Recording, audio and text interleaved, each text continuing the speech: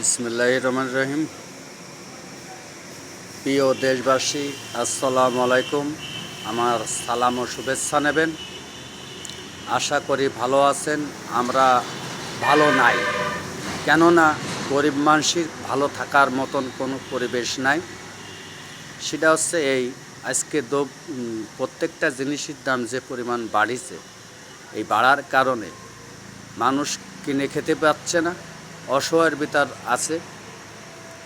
সবচাইতে মধ্যবিত্ত পরিবার একটু কষ্টের মধ্যে বেশি আছে, আর আমাদের মতন গরিব মানুষের কথা বলবো না। কথা হচ্ছে যে এত আন্দোলন করে শেখ হাসিনাকে ক্ষমতার থেকে খেদানো হলো, খেদায় কি লাভবান হয়েছে কেউ? সমন্বয়কারীদের পকেট ভারী হচ্ছে, সাধারণ জনগণের তা লুটপাট করে নিয়ে এই সমন্বয়কারীরা যারা বড় বড় পদে আছেন, চেয়ারে, উপদেষ্টা পদে, এরাই হচ্ছে লুটপাট করে খাচ্ছেন। আর এদের আলাপালা জানে যেটা আছে সেইগুলো লুটপাট করে খাচ্ছে। এখন আপনারা দেখেন, টিসিবির ঘরে, চাইলাঠার ঘরে আজকে অটো চালাতে দিচ্ছে না, মারধর করতেছে, পুলিশ প্রশাসন দিয়ে মারধর করাচ্ছে বিভিন্ন কায়দায়। আমরা বলতে চাই, রিকশাওয়ালারা যদি খেপে কিংবা অসহায় মানুষ যদি খেপে, আপনাদের যেরকম উচ্চ আসনে বসাইছে, আপনাদের উচ্চ আসনের থেকে কাছা ধরে নামাতে 1 সেকেন্ডও লাগবে না।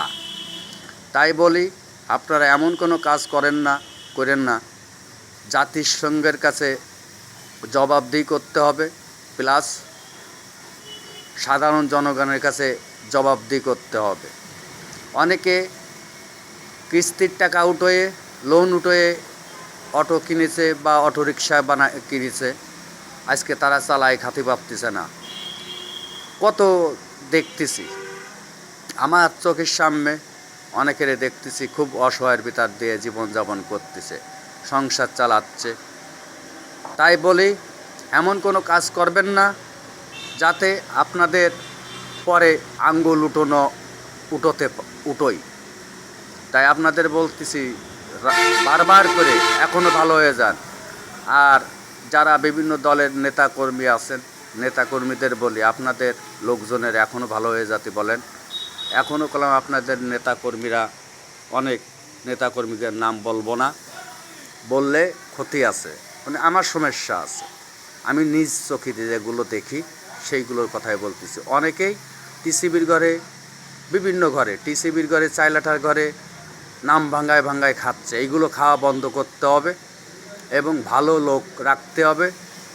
চাইলাটার ডিলার ভালো লোক থাকতে হবে, যে চুরি করবে না, কারোর পকেট ভরাবে না। সবার অধিকার আছে, সমান অধিকার।